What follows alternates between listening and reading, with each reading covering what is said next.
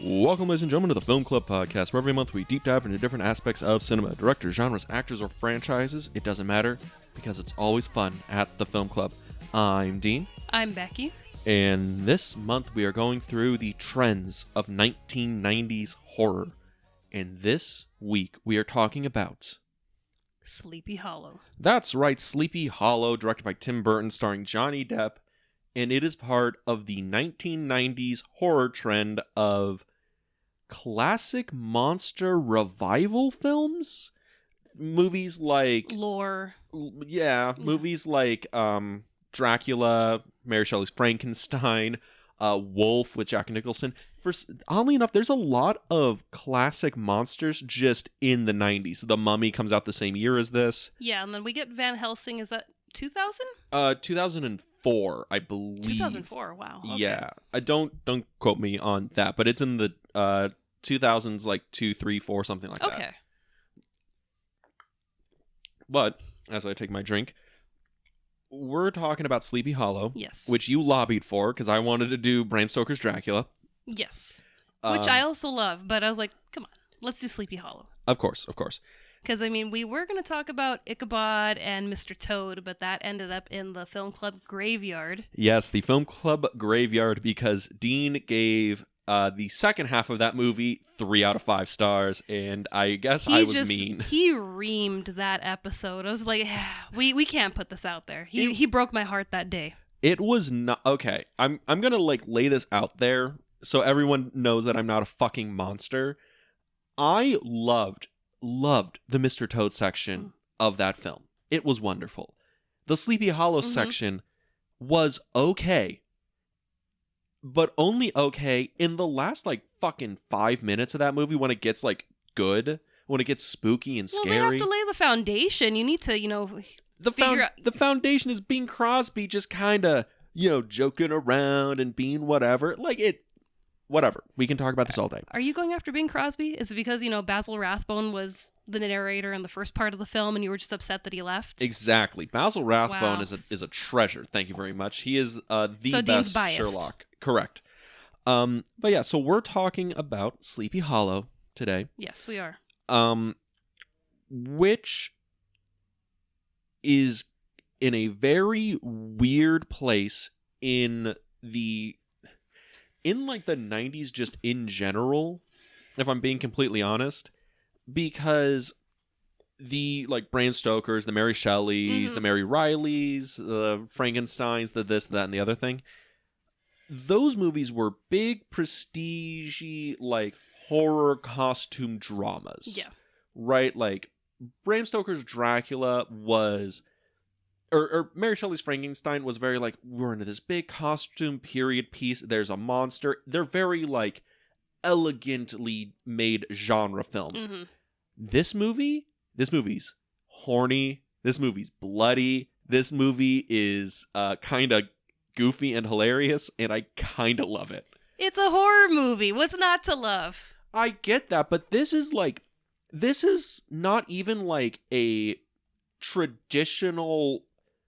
This isn't even in the tradition of the horror films that were coming out of in that era. This is in the style of the Hammer horror films of the 60s. Have you ever seen any of the Hammer horror films? Like Dracula, Mummy, anything? I've seen Dracula. I haven't seen the rest of the Hammer horror. I just kind of stuck with traditional Universal horror. Well, yeah, the Universal horror stuff is way more foundational for film history stuff that we're into. But the Hammer horror stuff is really, really good. Okay, I'm going to take that back. They're not really, really good. Some of them are really good. Others of them are pure exploitation. But they're really fun. They're all really fun. But Sleepy Hollow is in that vein. Mm-hmm. And it's kind of a miracle that it went as well as it did. Because, as we like to do here, the behind the scenes of filmmaking, how movies are brought to be. This movie was going to be wildly different. Yeah. Before Tim Burton got a hold of it, because I think they wanted to make this in 93. I can't even think who would be on the cast in 93. Well, here's who was gonna make it. So the writer or the original director was gonna be Kevin Yeager. Okay. Does that name sound familiar to you? A little bit. He is literally the guy who made the Crypt Keeper. Oh, He is okay. a special effects artist who worked for years and years and years. He still like works to this day. He directed like some TV stuff. He directed some episodes of the Creep Show. Yeah. Or Tales from the Crypt, sorry. And he also directorial. We'll get to that. Give me a second. I got myself all fucked up. So he wanted to make a Sleepy Hollow movie, and he got his buddy Andrew Kevin Walker to write the script. Mm-hmm. Does that name sound familiar? No. He is the guy who wrote Seven. Oh, wow. 7, 8mm. He was like the script doctor of the early 90s. This is before 7 comes out. This is 93. Mm-hmm. But he gets his buddy, Andrew Kevin Walker, to work with him on writing a script for Sleepy Hollow, and he wants it to be an effects-heavy, like, slasher extravaganza. Yeah. He wants a beheading every 10 minutes. He wants it to be big and loud and fun and gory and everything, right? And he takes it to, like, the producers. I can't remember if it was Dimension Films or whoever. Takes it to them. They're like, we like it. We'll get you a run at bat, but we need you to direct this other film first to prove you can direct a feature. Which sometimes happen. You have a really good spec script, but it'll cost a lot of money. And back in the day when studios had lower budget, mid-budget films, they're like, direct this like low budget film, prove to us you can make it, then you can make something else. That's basically why Treasure Planet sat in purgatory for like 2 decades, because they wanted those guys to direct shows you can direct Beauty and the Beast, The Lion King, Hercules, these movies before you can do that. And the movie he directs, Kevin Yeager, is Hellraiser 4 Bloodlines. The Hellraiser movie that destroyed the theatrical release of Hellraiser. The movie that is Alan Smithied. That is Hellraiser 4 is an Alan Smithy film, which means Kevin Yeager hated it so much, he removed his name from the film. Yeah. And that basically killed his chances of directing this film. But the producers were like, well, the script's like pretty good. Like, we kind of like the idea of it. Let's pass it off to like somebody else. And they pass it off to Tim Burton. Yeah. Tim Burton's coming off of Mars Attacks, which I think Mars Attacks was his first failure. Like, Ed Wood didn't like break the box office, but it won an Oscars. Mars Attacks, I think, was the first movie that didn't do $100 million box office. Can you believe that Mars Attacks was considered a failure? Mars Attacks? Yes, Mars Attacks. One of the best movies ever. Oh, please. I love Mars Attacks. Of course you love Mars Attacks. It's a Tim Burton movie. But not just because of that. Not just. It's also a fun movie. And Mars Attacks is fun. I have not seen Mars Attacks. I have only seen Mars Attacks. It's been a long time for me too. Once. Really? One time on TBS. Like, that's how long ago it was. Yeah. I saw it on television. So I don't think I've ever seen Mars Attacks in its entirety, like in a sit-down setting. I think we need to do a sci-fi month. No, we'll just do Tim Burton Revisited. We'll talk about all the other movies that he made that were good. Can we talk about Ed Wood again? That was a lot of fun. Well, we'll get into it. But Tim Burton, golden boy of the 90s, basically everything he touched turned to fucking gold. Yeah. Even the movies that he didn't direct, he just was like, I'll produce it and put my name on it. Fucking made Gangbusters, Night Before Christmas. I mean, he did write the story. He did write the story, but his 90s run is kind of legendary because it's Edward Scissorhands, Batman Returns, Ed Wood, Mars Attacks, Nightmare Before Christmas. Nightmare Before Christmas. Like, Beetlejuice wasn't the 90s. No, that was like 88. And then like the first Batman was like 89. That was 89. But he has like kind of a legendary 90s run. Yeah, I'm trying to get back to him on IMDb so I can see what the run looked like. Because just in case we're missing something big that's like, how did I miss that? I know, right? Because his, I guess just to like put it in perspective, his run is pretty fucking like spotless. James and the Giant Peach. James and the Giant Peach, another movie he produced Batman Forever. I think that was more like he executive produced it. I can't imagine he had a real hands-on experience with that film. But I digress. These are just his producer credits. He has a really great 90s.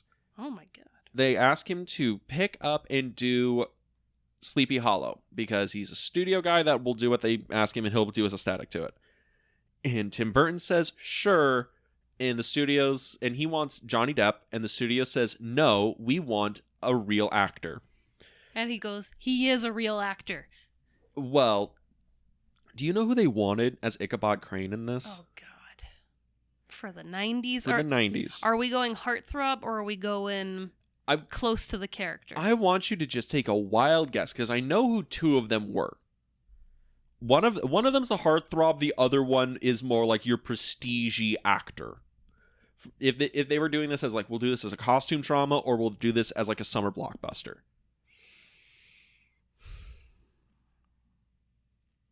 I honestly have no idea. Oh, okay. So the heartthrob was going to be Brad Pitt.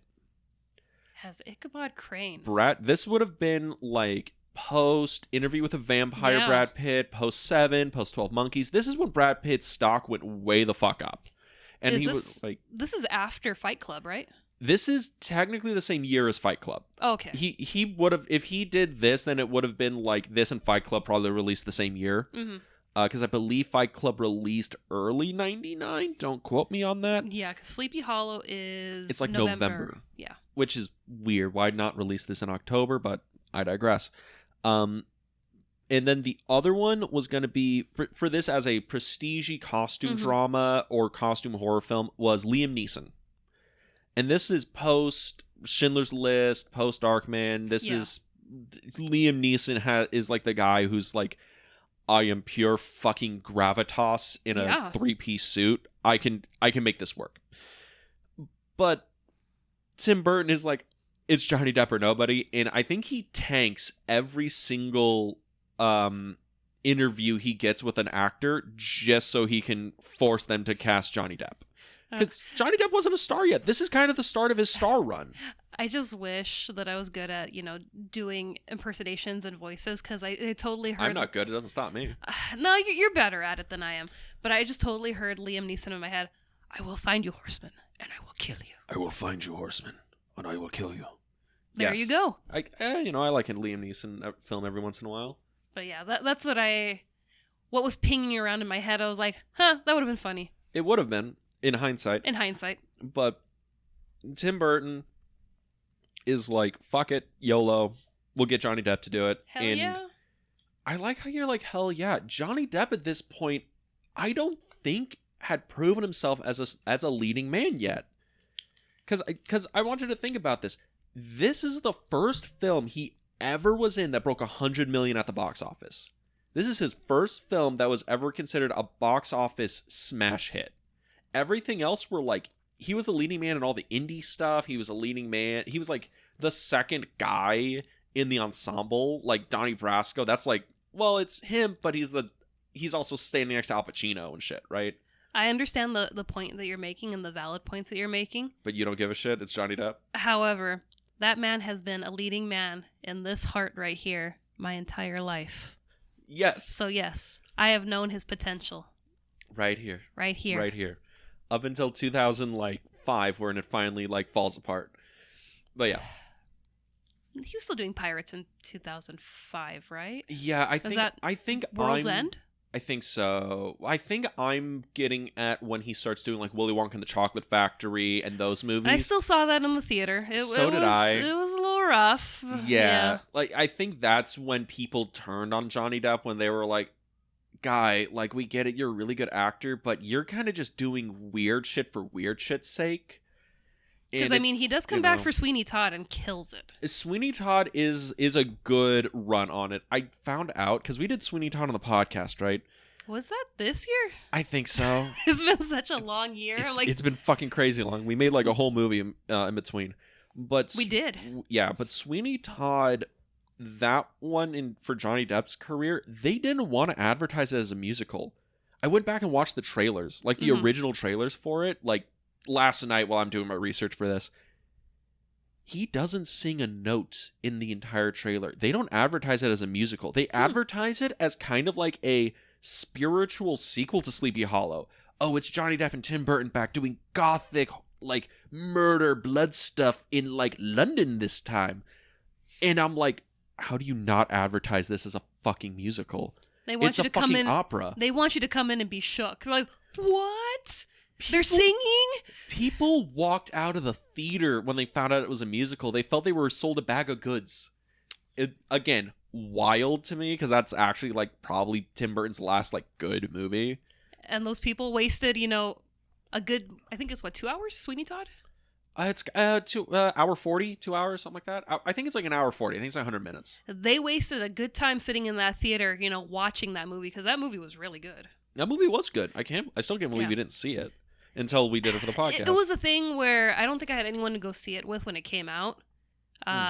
None of my friends were weird enough. They were like, yeah, let's go see Sweeney Todd. It was still kind of like, ooh, I had to reel in my weirdness. Mm-hmm. And then it was like, it would come on TV and I'd catch like a clip here or there and I'd be like, wow, this is really good. But I'm like in the middle of the movie. I'll wait till I can find it again when it's on like TBS. Yeah. And it's, it's starting from the beginning. So it just never happened. Yeah, it's one of those things where I find it Johnny Depp's career so weird is because I think everyone now is like, well, Johnny Depp, he's a movie star. He was in all the Pirates movies. He did like Sleepy Hollow. He does, oh God, what is it? He did like a bunch of movies in like a 7 to 8 year period. And then everything before that is like weird indie shit that doesn't make a lot of money. And everything after that is weird Hollywood shit that no one likes. I mean, he got like into Alice in Wonderland. Alice in Wonderland was another one that people... I don't think people like Alice in Wonderland. I think that's another one where... I like the first movie. I dislike the Tim Burton Alice in Wonderland because the Burton aesthetic on it just doesn't work for me in that film, in that universe. Because that's when he started doing the whole, like, let's just desaturate everything and let's make it, like, really, like, stark black and white. Or kind of the shit he works out in Sleepy Hollow becomes his aesthetic there on after. But it looks so good in Sleepy Hollow. It looks great in Sleepy Hollow. It's kind of the reason why Tim Burton was low-key the perfect director for this. Because in 99, there's no one else I would have wanted to do this. Absolutely not. Really, absolutely not? You wouldn't have had a fan? Absolutely not. This is Tim Burton. Yes. Hands down. Exactly. But Tim Burton decides to direct the piece. He gets Johnny Depp on and then decides to cast every great English character actor of the stage and screen of the last fucking 40 years. Because we have... Michael Gough, we have Christopher Lee, we have... Well, I was going to say, it's not even a Harry Potter reunion yet, because Harry Potter hasn't even dropped, right? No, Harry Potter was just 01? 02? Somewhere in there. That's why it's like, I know the Sorcerer's Stone didn't come out in 99 because I saw that in the theater and I'm pretty sure it was after Spider-Man. I like how now we're just gonna fact check dates for Harry Potter movies when we're talking about fucking Sleepy Hollow. Yeah, it was 2001. Fuck, I'm good. God damn, I'm good. No, because I was watching the movie and I was like, wow, all these actors from the Harry Potter universe, and I'm like, and it hadn't even happened yet. And Batman and Star Wars. And Star Wars, yeah. Yeah, because what is it? Emperor Palpatine's in this. And also Darth Maul's in this. Yes, Ray Park, who plays the Horseman. Who plays the Headless Horseman. This is a wild thing to me, is Ray Park plays the Headless Horseman and Darth Maul the same year. It's 1999. Phantom Menace comes out this year. That's right. So, and it's like... That's a big year. 1999 is one of the best years in fucking Hollywood history. Yeah. Right? I know everyone's like, well, 1939, because you have like Mr. Smith Goes to Washington, Stagecoach, Gone with the Wind. 1939 is a banger year, but it drops off pretty fast once you get out of like the big prestige-y shit. But then it's like 75 is great. It's like a banger year. Yeah, there's no competing with 75 either. Well, because you have fucking Nashville, One Flew Over the Cuckoo's Nest, Jaws. Like, banger year. 1999, it's one of those things where I don't think you have the heights of like the 75. You have the Mummy. That is, transcended, that changed all of us. I've had this theory. If the Mummy didn't exist, right, just didn't exist, and you released it today, like just like the Mummy as it existed, and you released it today, right? That would be the highest grossing film of all time. Oh, absolutely. Mostly just because all the practical stuff mixed with all the CGI stuff, how good it looks, how fun it is. It's just a down and dirty regular action adventure film. That would make so much money now. We've recorded that movie twice now on the podcast. And both times... I do it a third time. I would do it a third time, too. And we've made the point that doesn't matter what year it is, what decade it is, how times have changed. That's a timeless movie. It is. You can show it to anybody. A child, an old person, middle-aged person. It's a movie that hits all 4 quadrants. Mm-hmm. It's a movie that does action, adventure, romance, horror, all perfectly. Yep. It's a film that is not too long and not too short. It's a film that realistically is kind of perfect. The main cast is hot. The main cast is gorgeous. Mm-hmm. And it's a thing where it's like, you can't really find a better movie that hits every point as perfectly as that. And I think that's the flaw of all the sequels, is there's no way you could recapture that again. It should have been a one and done. What is it? Lightning in a Bottle. Yes. Yes. But Sleepy Hollow, which comes out the same year. More lightning in a bottle. More lightning in a bottle. So Tim Burton finally gets Johnny Depp gets this huge fucking ensemble cast. That's Danny great. Elfman's back. Danny Elfman's back after they had their falling out. Mm-hmm. And they're like, we're going to make Sleepy Hollow. And this movie is kind of fucking great. It's kind of perfect. But let's get into it. This is why I lobbied for this. I know that's why you lobbied for it. Okay. Because I haven't seen this movie in like a legit 20 years. Like, I haven't seen it in forever. And the last time I watched this was when we had that heat wave over the summer. That one where it was like 105 every day. Yeah, where it was just like, incredibly hot. I was like, you know what I need right now? I need some Sleepy Hollow. Yes. I need to feel like I'm, over in Tarrytown, New York and, running for my life. Yeah, Tarrytown, New York. You mean, what is it? Up country northern England, because they filmed all of this in England. They did, except for the opening sequence. They did film that in New York. Oh, the title sequence? Yeah. By the way, can we get title sequences back in movies? Just claps for the title sequence. It's so good in this movie. It really is. It's a thing where it's so like old Hollywood that it's... God, I really wish like movies still did some of this shit. Well, didn't we make a point of that?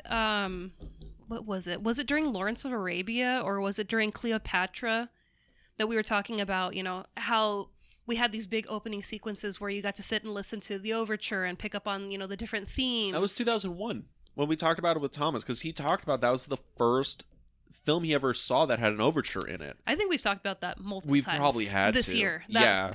But yes, let's lobby to bring that back. But I digress, because the movie opens. It does. Right? It opens well. Because we open with the signing of a will to some Danny Elfman music, which I didn't realize this was a Danny Elfman doing the score. Yeah. Because it's such a different score than, the Batmans and the Spider-Mans. But and that's stuff. the genius of Danny Elfman, that he's so versatile that, he can do anything. Okay, honey, let's be real. The man's been doing the same score for the last, 20 years. Like, this, I'm just saying, the man likes his horns. But this... What man doesn't? I know. Jesus. We open with the signing of a will that I guess comes back later. Mm-hmm. At the very end. At the very end, and it's kind of easy to forget about it. And also, I'm not sure how much of this I'm supposed to, read into, but there's a signing of the will. And then we go right into Martin Landau riding away on a carriage. Bella's back. Bella's back. There's a lot of people from the Burton universe that show up in this.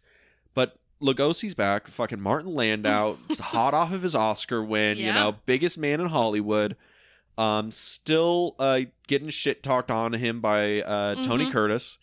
And we hear the sound of hoofsteps. And what do we see out the window? As he's, what is that? We see the fucking Jack Skellington, the picture of Tim Burton's movies. Yes. A scarecrow with a pumpkin on his head. Yeah. The Pumpkin King, thank you. The Pumpkin King.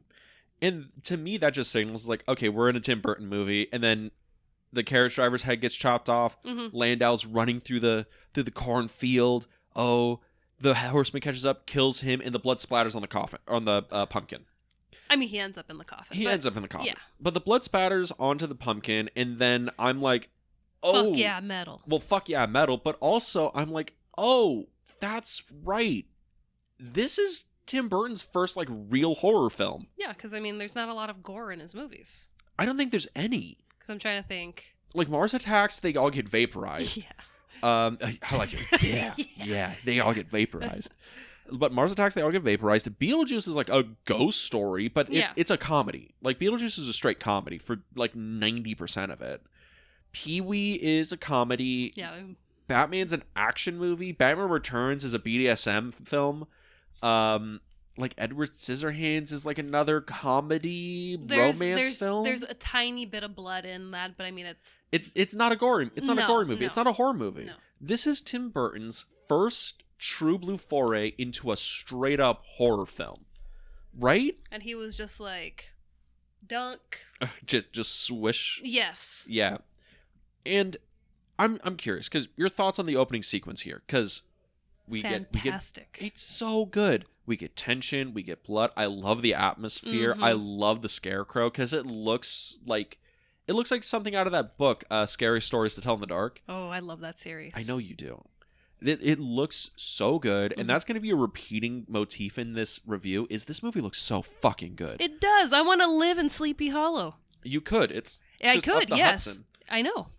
I like how I pointed up the Hudson. We're in fucking California. I know. I'm like, I don't know where he's going way with the fuck this, over but there. I'm like, yeah, sure, it's behind you. Yeah, but we get that opening. Mm-hmm. It's a fucking banger. I know immediately the tone and vibe we're in. Yeah. The blood splatter where it's like that fucking like pastel red where it's just so vibrant. I'm like, oh, we're in for some ridiculous and shit. it's pastel red because really the blood was orange. Yes. Because they were shooting with a blue filter. To try and desaturate everything. Yeah, so in this movie it worked. In Twilight it didn't work because it was just like straight blue. Well, in this movie you're able to see, a little bit of blue, but you're also able to see, the black, the gray, the whites. Well, the difference is the blue filter they did on this one was for like the desaturation element. Mm-hmm. For the Twilight, that was a color grade they put the blue filter on. And it's just like, it doesn't work. Yeah, well, it's also the thing, like in Twilight, it was a color grading thing they did in post-production. For this, it was more like, oh, we want to do this specifically to pull color out of it. Mm-hmm. In that one, it was more like, here's a literal blue, like, thing we're just gonna smear over everything. So it's a different like mm-hmm. process. It's also another thing where God, I miss when movies were shot on film. When you're just like, just put a blue filter on there, it'll do the trick. But it fixes everything. It fixes everything. But the opening is also kind of weird because we get two openings before we get the title sequence. Because the next thing we get is meeting Ichabod. In New York. And it makes sense because, we're introduced to Sleepy Hollow, which we should be. That's the name of the movie. Uh-huh. And then it's like... We're not really introduced... We don't know where this is. We haven't seen Sleepy Hollow. It's just a guy in a carriage who gets killed. We assume it's Sleepy Hollow. I mean, if you're buying the ticket to go see Sleepy Hollow and you don't know where you are... I don't know what to tell you, friend. I don't know if you're, using the same kind of maps that Dean is, where, the Hudson's right behind us. I'm just saying, in context of the film, it takes place in a field. But I understand your point. It is obviously Sleepy Hollow. You're watching the movie Sleepy so Hollow. it's like, we're getting to know Sleepy Hollow and what the issues are that they're dealing with, and then we're jumping to, where's Ichabod from? Manhattan? He's in like, I don't know. I'm assuming it's Manhattan, Mm-hmm. but it's just 8 or 1700s New York. Yeah. But the reason I say it's like weird we have a double opening is because traditionally, we have the opening kill that kind of sets up mood, mm-hmm. tone, atmosphere, title sequence, come up, boom, we're in the story. Yeah. But this one, it's like that's why I think that was shot later than everything else, probably on a producer's note of, we're not seeing the Horseman until a fucking hour into this. You need to have him show up earlier. Yeah, because we do see the Horseman very early.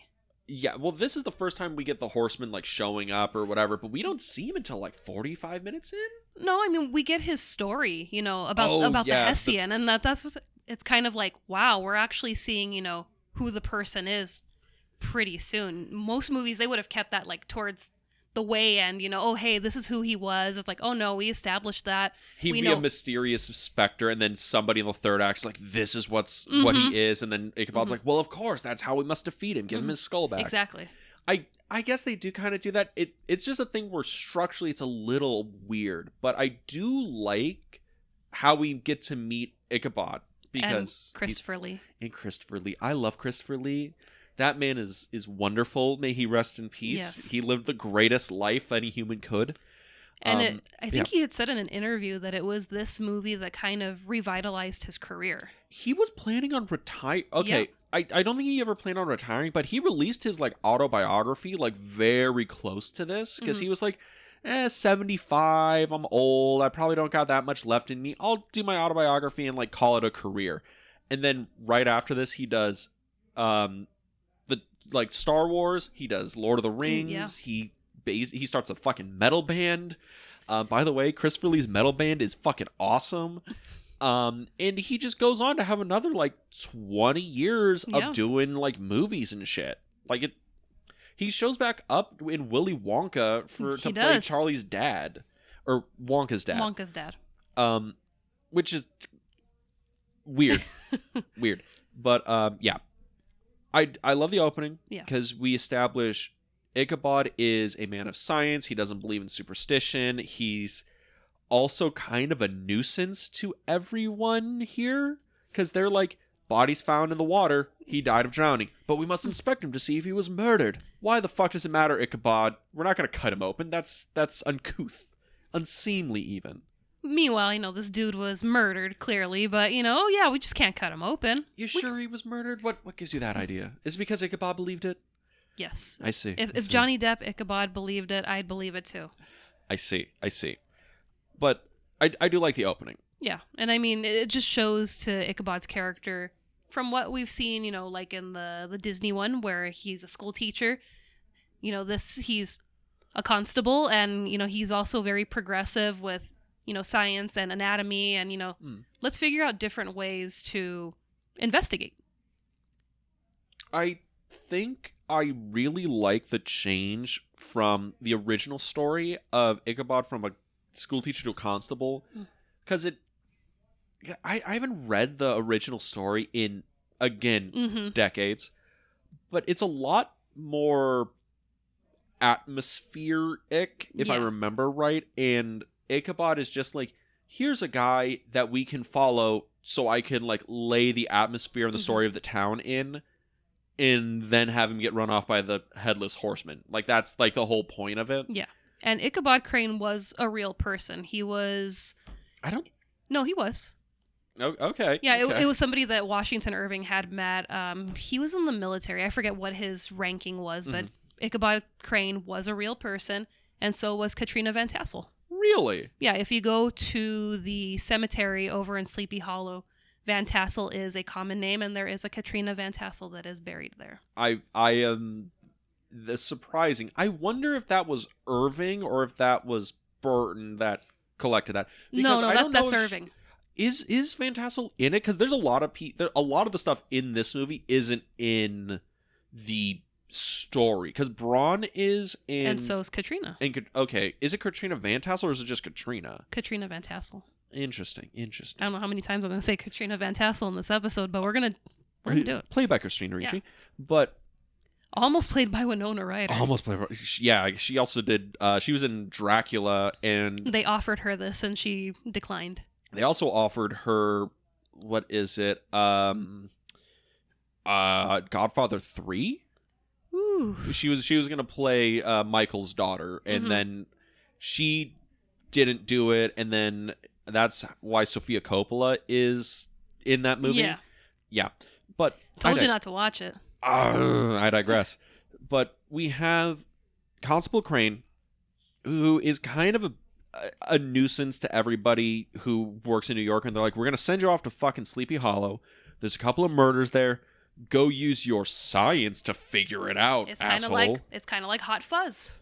Where he's, doing everything right, and he's getting numbers up, and he's, solving crimes, and they're just like, this officer, This Nicholas Angel guy. You're making us all look bad. We're going to send you up the country and go figure out what's going on in this small little town. Same thing happened to Ichabod. Exact same thing happens to Ichabod. Fucking Edgar Wright owes somebody some fucking money. Did I just blow your brain there? A little bit. Mine, blown. But that's the thing. Again, great introduction to Constable Crane. And he gets sent off. He's going up to Sleepy Hollow. This is where we get the opening title sequence, which looks like a goddamn painting. It's so beautiful. Fucking pretty. I love the music going on. Yeah. I love all the cool close-ups and his little drawings. I love all the atmosphere it's building. I love how when he enters Sleepy Hollow, it's like a fucking D&D village. Oh, you walk into the smog-filled dark town, and all the shutters close around you. The people shy away from you and lock their doors. You're kind of wishing that D&D had fallen on Halloween night, because today is Halloween. Happy Halloween. We didn't do that at the beginning of the episode. Oh yeah, happy Halloween. So are you wishing that D&D had been tonight instead of Halloween and going out on a date with me? Don't worry about it. Wow. Wow. No, I much prefer dates with you than Dungeons and Dragons. Sorry, I don't know. You didn't make eye contact with me when you said that. You were looking over my shoulder yes, I love you so much. Women are better than Dungeons and Dragons. I want everyone to know that. Sorry, boys. I love you, boys. But yeah, again, I just love the atmosphere this is building. There's no dialogue. It's just visual stuff, some music, and it looks so fucking good. And you're just staring, who are all these people? Because we haven't really established anybody yet, right? And we don't establish anybody until he gets up to, boom, just like that, seamless cut. No technical difficulties detected. So Ichabod goes up to the house party, and this is the first time we kind of see anybody in the town. And the first thing we see is somebody in the shadows just fucking going at it. Well, it's a party. What else are they gonna do? Yes, but it's kind of another thing about this movie. This movie's horny. This movie is so horny. It's 1999. It was a horny time. It was a horny time talking about 1799. The movie is really, really horny. This is a hard R movie. This is not a hard R movie. I mean, it is R-rated. I believe so. Yeah, it's R-rated. It's not hard R. There's no tits or anything in it. It's kind of gory and spooky. Or it's not even that gory. It's probably because there's enough sexual stuff and there's enough blood in it that it's kind of needs to be there's also a lot of heads that are being lobbed off bodies, so yeah. And then, you have a tree that has the heads and, a tree that bleeds. I can't wait to get to the tree. The tree's fucking great. The tree's pretty cool. But first thing we see, just people going at it, right outside. You're hearing the pizza man showing up. And then Ichabod enters the house, and it's this big fucking party. Everyone's here. Yeah, everyone in town is there at the Van Tassel house. Yes, and this is where we get to see Katrina Van Tassel and Brom. Mm-hmm. And she's playing, what is it, Pickety Witch? Is that Pickety Witch, I think so. It's kind of I guess it's like Spin the Bottle, but the girl's in the middle with a blindfold spinning around. Yeah, and it's almost like Duck Duck Goose. Kind of. I don't think we have that game anymore. I don't know. I don't know if you've ever done that. Kind of done Pickety Witch and around the girl, and is she gonna kiss me? Is she gonna catch me? I don't know that. You had to, again, you had to be there. You had to be there. The 1700s were a wild time, but we get to finally see Christina Ricci as Katrina Van Tassel. Yeah, and she's young in this. She's 19, I think. Somewhere around there? Because I know she was Wednesday in Addams Family. Mm-hmm. That's in 92, 91. Somewhere in there, yeah. And it dawned on me watching this movie, right? I could not think of a single other Christina Ricci film that she's in other than this and the Addams Family's movies. Mermaids? Nope. Don't know what that movie is. It's with Cher and with Winona Ryder. Oh, yes. I'm so going out to see the Cher movie, Mermaids. Yeah, nothing. Hey, I mean, they're doing a whole Winona Ryder thing on Criterion for October, so you could watch it. Hashtag not sponsored, but Criterion, please. Please. We love your stuff. Yes. Also, Winona Ryder would have been interesting in this role. Katrina, yeah. Yeah, but I think Christina Ricci takes it. Well, because Christina Ricci looks like a fucking Tim Burton drawing. I don't know if it's the big eyes Yeah. or what, but she looks perfect for a Tim Burton film. That's why I'm like, she takes this role. She is Katrina Van Tassel. It's weird that she doesn't work with him again until the Wednesday TV show.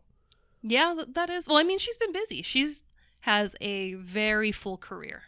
I'm sure she does. I just can't think of any other big Hollywood stuff she was in after this. After this? Yeah, I mean, like, look it up at your leisure. But it is a thing where, like, she's good in this movie. She doesn't have a lot to do in this movie, I will say. Well, I mean, it's also focusing on Ichabod, and he's trying to solve the mystery. And it's also kind of painting her into, well, are you really a love interest for me, or are you really against me? Is there, like, a conspiracy going on in this town? Yeah, the love interest stuff I know is, like, part of the story, but it's weird that it's so in the background of everything. Because it falls into that cliche of, well, I am the male lead and you are the female lead. Thus, we have to get together at the end of the film. Like, it's kind of weird. Or maybe not weird. It's just kind of unexplored a little bit. Because it's almost like, oh, well, she's enraptured by Ichabod because she accidentally kissed him at the party doing Piggity Witch. But then it was like, wow, I accidentally kissed the right guy. Yes. He's beautiful. He's so dreamy. Because you will pick Johnny Depp over Casper Van Dien every day. Every day. So rude, but... I know you love Casper Van Dien. Yes, or Casper Van Dien? Because it's strange. I can't... I'm not sure how to pronounce his last name. But Casper Van Dien plays Braun. Yeah. Who is supposed to be the rival and betrothed to Katrina and all this other stuff. Yeah. And he's doing this after Starship Troopers.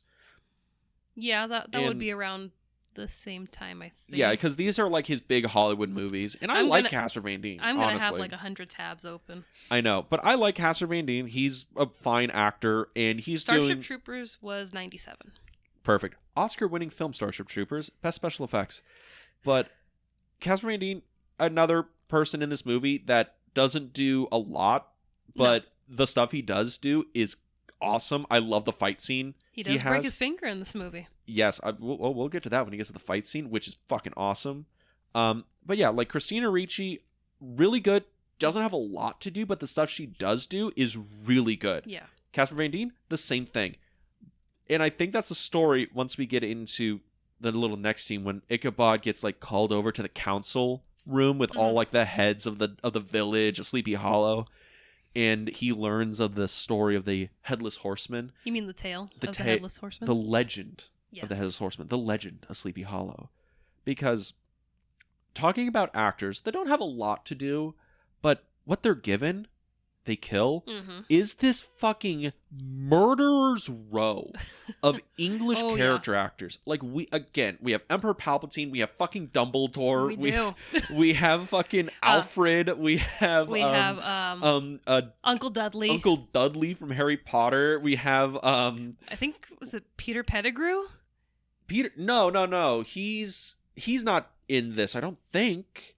But besides the point, there's so many people in this movie that you're just like, wow. Is it Michael Gove who does the story? He's the actor that also played Dumbledore.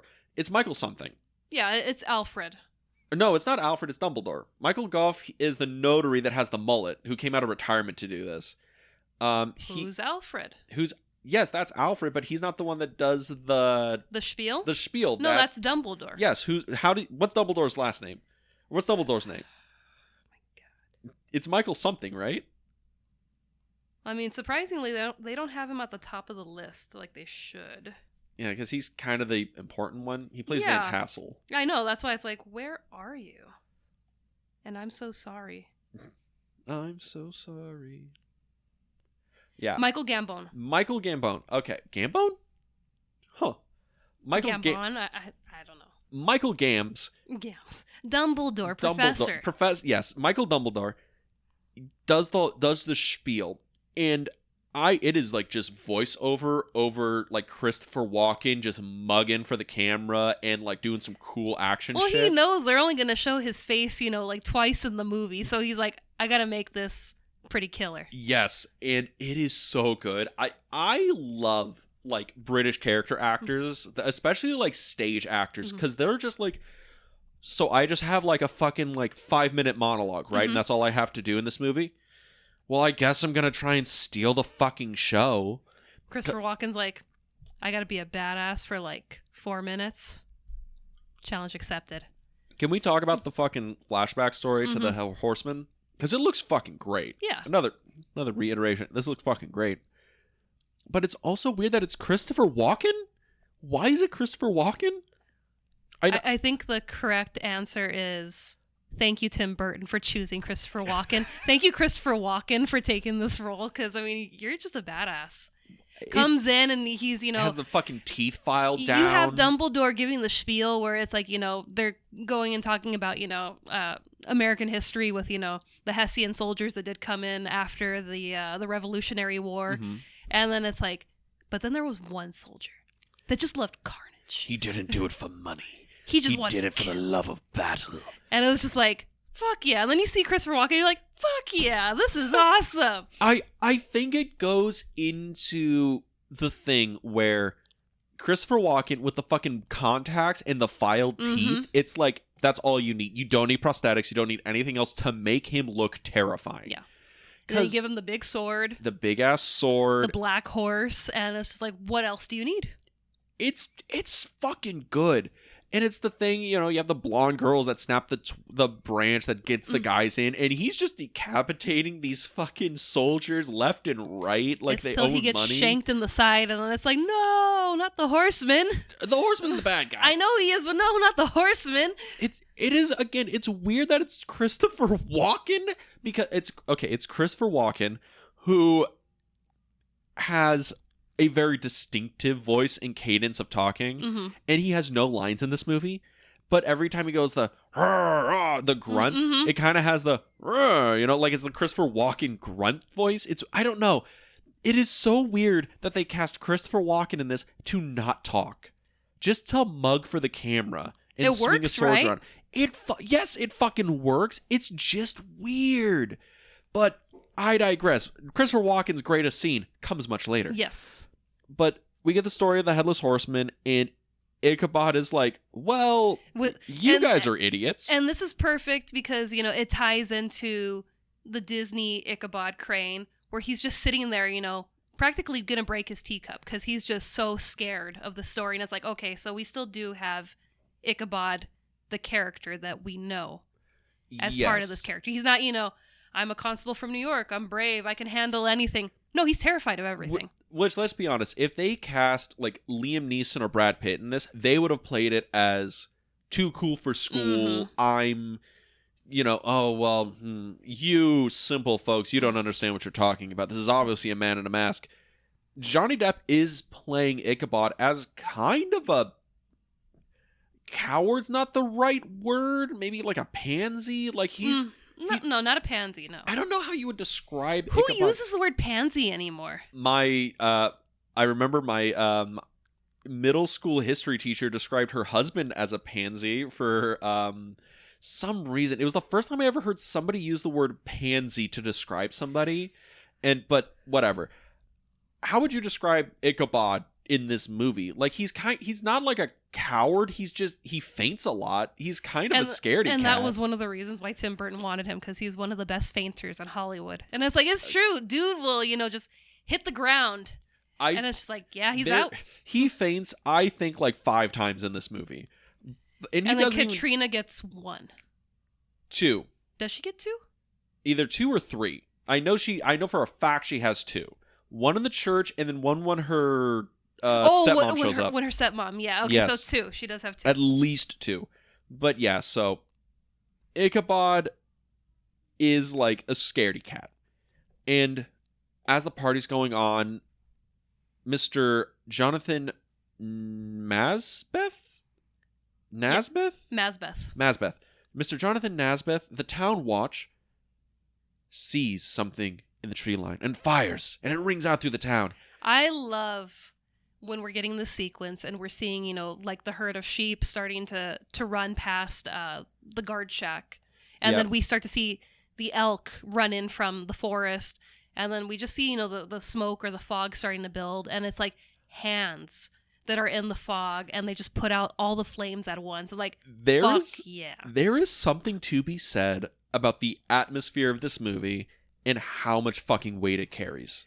There is something to be said about this. That, this movie, in essence, is the Boo. It has a very fall vibe. I give you that. You have a very fall vibe. I try. It looks fucking super cool. And I love the chase. I love how Mazbeth is like, instead of running into town, I'm going to run into the woods in this length of trees. I'm not going to, get other people killed. I'm going to run far away so I spare people. Sure. We'll go with that. Hadn't noticed right after he gets, beheaded, mm-hmm. R.I.P., Jonathan Mazbeth. Which also, by the way, the beheadings in this movie are great because they're a mix of practical CGI and then actual actors' performance. Mm-hmm. Kind of the perfect use of CGI here because they're able to make the heads pop off and turn into like practicals like pretty seamlessly. Yeah, it's not like, ooh, I saw what you did there and it just didn't cut well. Like in like Friday the 13th where it's like the hard cut and then it's a dummy that the head drops off on. I mean, it's still pretty great when he punches the head off the dude and it lands in the dumpster. Oh, it's so... Oh, that's that part is 8. Kino. Yes, that... Beautiful. And that the fact that you see it through the head's eyes as it's spinning and falling into the dumpster. Friday the 13th is one of the greatest slasher series of all time. I might do the fucking rewatch again this year. I wouldn't put it past you. But it was one thing that I hadn't noticed watching the movie before today was that he gets beheaded and his body's still running before he hits the ground. His head is rolling on the ground and he's still running, and then it's like, and then he drops. So it's just like... Chicken with a head cut off. Yeah, that's what I was like, wow. That has a lot of attention to detail. Cinema, damn it. Cinema. And I've watched this movie 100 times and I didn't even, You didn't track that? Didn't track it, or it just didn't register. It was just like, that was pretty cool. Again, the movie's cool. Yeah. So, Mazbeth is dead. Ichabod goes to investigate. Ichabod uses his like science stuff, and everyone's like, it was the horseman. And he's like, no, it wasn't the horseman. And then he looks around and he's like, so it had to have been a horseman riding at great speed with a sword. Yes, a mighty sword. Yes, I love when he's doing the prancing around. When he's on the horse. I can't think of the term. The gallop. The gallop. Yeah, yes. He's galloping. And it sounds like a horse too. I'm like, hey, pretty good sound design. I just love how everyone in the town is like, it was the horseman. And Ichabod's like, no, it's not. And then as he's describing and going through the evidence, like, it had to be some horseman. The Headless Horseman? No, he had to have had a head, obviously. But why would his sword cauterize the wound? Cauterize the wound, but leave no burns and marks. Hellfire. It's not fucking hellfire. Then what is it? Well, shit, it might be hellfire. It's the comedy of it that everyone knows what's going on, and Ichabod just, again, science. That's the truth. Yeah. Like, it'll give me the answers. Mm-hmm. But we get into his like real deal investigation, right? We're at Mazbeth's funeral. Ichabod kind of recruits his now Mazbeth's orphaned son, who is just titled Young Mazbeth. Young Mazbeth. Again, weird. He doesn't have like a name because he's in a lot of the movie. He kind of turns into Ichabod's Watson, his apprentice. Yeah. Which I don't know if I fully. I like the character. He's good. He's in it a lot, and I don't know. It also shows that Ichabod has a heart. He's not just I'm all about science. Mm-hmm. It's wow, this kid really doesn't have anybody. His parents are gone. What does he do now? He's like, yeah, I'll take you under my wing. Yeah, I think it's a thing where it's like this relationship plus the Katrina Ichabod romantic relationship. Those relationships are good and I like them. I'm like, man, I really wish we had like another like 5 or like 10 minutes to like develop them a little bit. I thought you say 5 hours. Like, I agree. Let's add on another 5 hours of this movie. We'll get into it if I would have liked this as a TV miniseries in a minute. But does the investigation, and then it is Uncle Dudley who tells him that there are 4 bodies, but there are 5 victims. And No, he's like, there's what's 4 that? graves. Or there's 4 graves, but there's 5 bodies. And Ichabod's like, oh, interesting. And then I like that Uncle Dudley's always taking his wig off to scratch his head. He's just like, he takes "Fuck it off this to like wig." wipe his sweat off his brow, and it's a beautiful character detail. It is a wonderful character detail. Again, Richard Griffiths. Richard Griffith. Wonderful character detail. I think all of the actors have great like little character things, like in The Thing, Yeah. where not everyone has a scene that develops them, but they all have little character things they do that tells you everything about them. They also feel like real people. They don't feel like, oh, I'm supposed to be this literary, character, everyone's read about me. It's like, no, I'm this person living in this town, and, we got some secrets in this small town. No better than Michael Goff, the notary. I love when we finally get to his thing. Yes, so good. So he tells him 4 graves, 5 victims. Ichabod's like, okay, well, they exhume. He's like, I love a brain teaser. Love a brain teaser. Exhumes all the bodies, and I figured it out when it's like, oh, there's a body scar on her abdomen. Oh, she was pregnant. I get it. But that gave it away. That gave it away for me. I'm like, oh, 2 and 2 together. Oh, there's a baby. But it was after the scar. After the scar. You were sitting there like, real head scratcher. 4 graves with 5 bodies. Look, let's be honest. Did they tuck someone in there and just, As soon as it was a woman's body, I'm like, oh, she's pregnant. I got it. But the movie is like, no, we need to have an autopsy. Hey, it got you. It fooled you. You're like, what does this mean? Don't worry about it. But they do the autopsy. Yes. And it turns into Sweeney Todd. Ichabod, Johnny Depp is just covered in fake blood head to toe. I love when he walks out and everyone's like, what did you do to her, man? And he was like, she was with child. And they're like, oh, why are you covered head to toe in blood? Why? Did you swim around in there? What the fuck? It's a dead body. Have you not seen this movie? You can't touch anything without getting sprayed in the face with blood. Accurate. Yes. So, after this is when we get like Brahm like fucking with Ichabod. Once we get the iconic like trailer shot. This is where we get the Disney Sleepy Hollow, and that's what they were doing in the scene, paying homage to that piece of movie history where he's going through the covered bridge. And when I was doing my research for the movie, they were like, yeah, they even incorporated Thaddeus J. Toad, my man, my hero, as the frogs that are underneath the bridge. And like in, that part of the movie, Sleepy Hollow, the frogs are saying Ichabod and horseman. And I was like, no, there's no way. So once I got to that scene, I cranked up the TV and I'm like, holy crap, I never registered that they're saying Ichabod and horseman. That is some like deep cut sound design shit. I was just like, I've watched this movie since 1999 and I never picked up on that. It is, again, like, because I think everyone is like, oh, Tim Burton, he's like the weird goth, like artsy guy. That guy is into kitschy shit. He is into Disney stuff. He is into all of that. We were in tears with Ed Wood. Well, yeah, Ed there Wood was so much emotion, so much detail. He was like, I'm gonna pay tribute, homage to this man, and we were just like, oh my god, you just broke our hearts. And then I heard that, the frog saying Ichabod, and I was like, oh my god, you took me back to my childhood. Wonderful. It was. But we get like the end of the Sleepy Hollow story.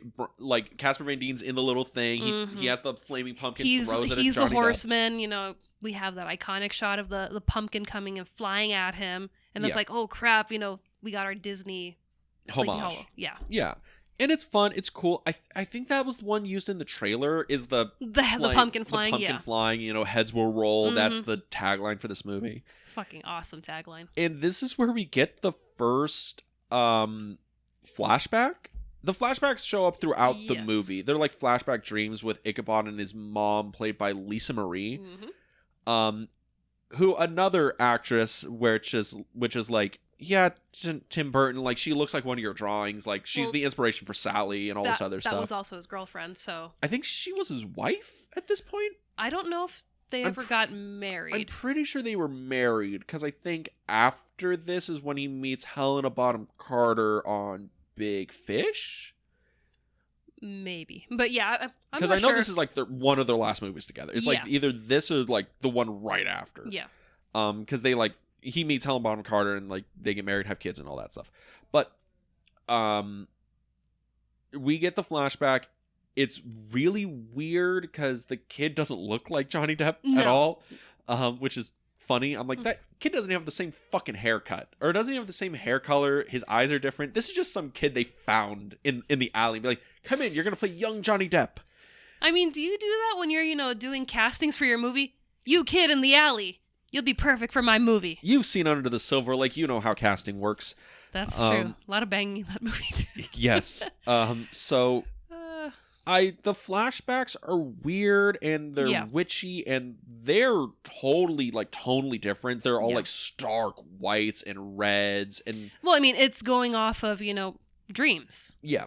Where it's just everything's kind of very vibrant and it just doesn't really make sense. It doesn't feel like you're really in a structure. It's just you go with I'm in this big white room with a big red door.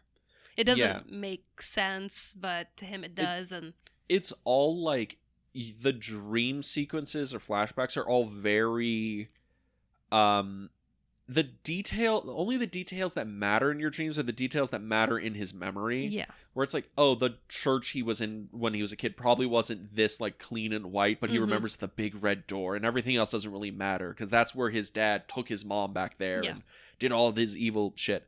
But we have the flashbacks. They come up throughout the movie. I just wanted to point this one out particularly because it's the first one. Yeah.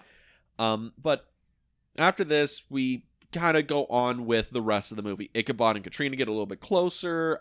We have Ichabod confront the magistrate about the horsemen and all this stuff. But then this is where the horseman interrupts. And the horseman kills Uncle Dudley.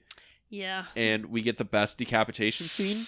Oh, yeah, because his head spins. His head spins. It falls into Ichabod's crotch. And then, like, this horseman comes up, stabs it, and rides off. And this cues into Ichabod that the horseman doesn't kill everyone. No, because, I mean... He could have killed Ichabod. Easily. But he just didn't. And this keys into Ichabod that the horseman's different, that there's something going on. And the scene after this is... when we remember that Tim Burton is a comedy director.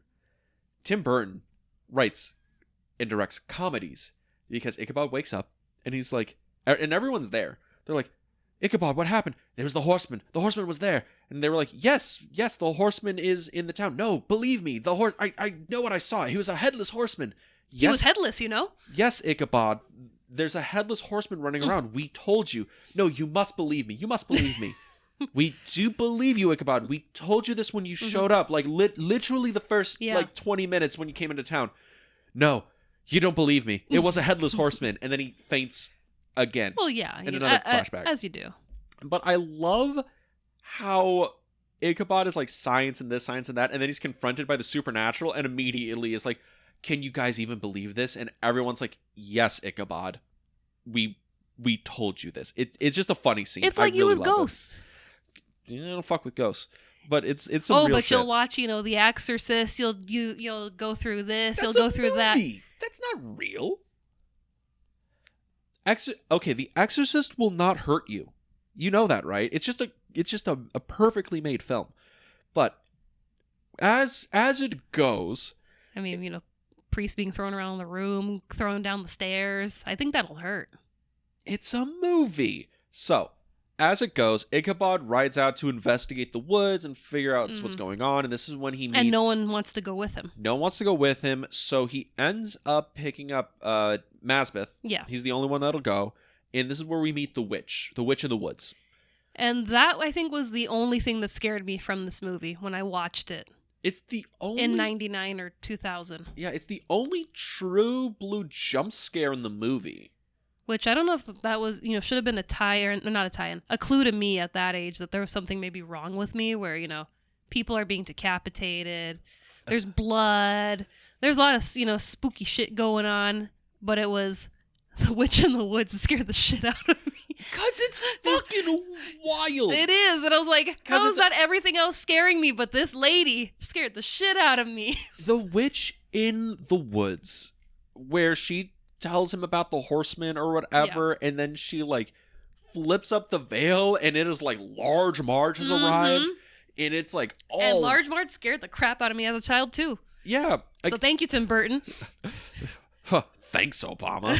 But it's a thing where it's like the witch in the woods. It's the only real jump scare of the movie. Gets really quiet. Ichabod leans in. Ichabod's like freaking out. I mean, she beheads a bat. She beheads a bat. But I love how as soon as it comes up and he's like, bah, bah, like scares him and yells or whatever, it just hard cuts.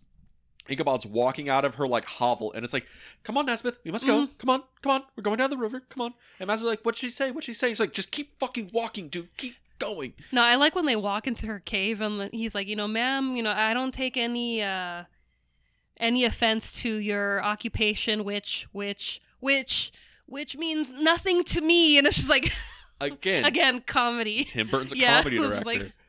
Like, very Austin Powers, mole. Mole.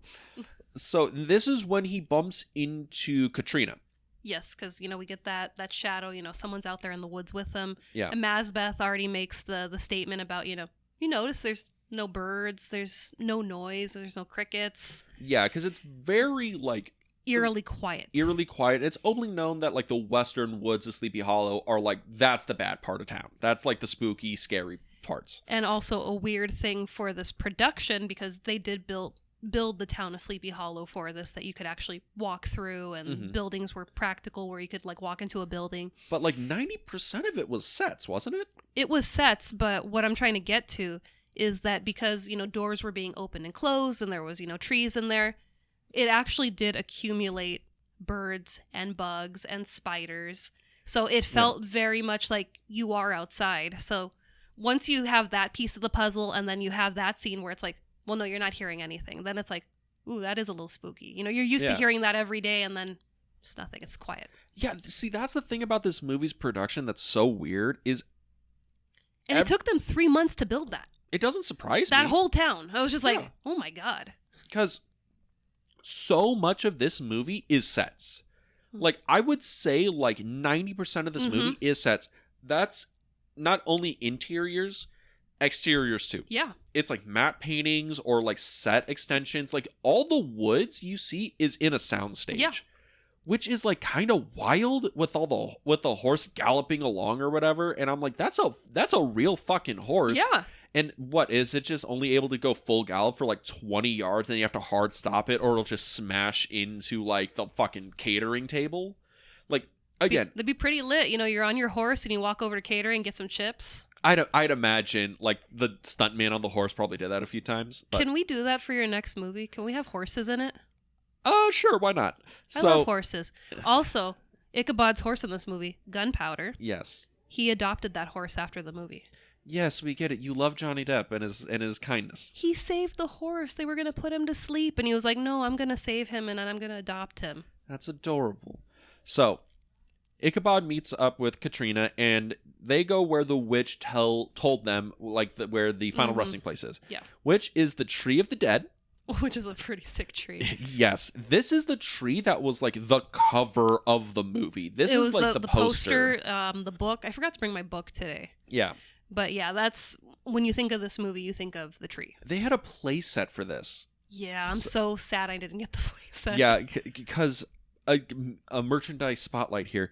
There were like, this was in the era where like everything got an action figure or toy line or whatever. So it's like Ichabod the Horseman, the fucking witch has an action figure, and then there's the Sleepy Hollow tree playset where it's the fucking Sleepy Hollow tree that opened up and there was like heads and shit in it, and you can like play around with it. And I'm like, this was an R-rated like horror action movie, and it's like it has a playset for children. I'm trying to think of that store that we went to at that mall in Buena Park, right across the street from Knott's Berry Farm. It had like all like the toys and the collectibles. Yeah. It's closed now. I saw it in someone else's video. They finally closed down the store, unfortunately. But when we went, they actually had a couple of the Sleepy Hollow figures. I think they had Ichabod, and they might have had the Horseman. I don't think they had the playset. Yeah. But they had the two, and those were like going for like hundreds of dollars. Well, yeah. And I was just like, damn. Because past boo. Well, how could you have not asked for Christmas? Please, can I get the Headless Horsemen set? Please, I'll be good. That had to have been a thing where like I can't imagine this sold wildly well at Christmas time for toy sales. I would have been Yeah. so happy to open that on Christmas morning. Yes, you would have. Yes. I don't Again, think everyone I don't know else how would I have. missed all these warning signs about how weird I was, how weird I still am. But yeah, so we get to the Tree of the Dead, and Ichabod like, oh, this blood sap on this tree. Oh no, wait, and he cuts it open, and I love the effect because he's Where he chopping it open. And he just keeps getting spurted in the face with blood. Yes, but you can tell it's just some motherfucker off screen with a little squirt bottle that's just spraying him like in single bursts as he swings the axe, And he's you like, can tell Johnny Depp fuck is yeah, like, I'm getting paid to do this. yes, and you can tell Johnny Depp is a little pissed that he keeps trying to hit him in the eye, and he's like, Yeah. "Oh, son of a bitch," and he chops open the tree, and he sees that all the heads are in there.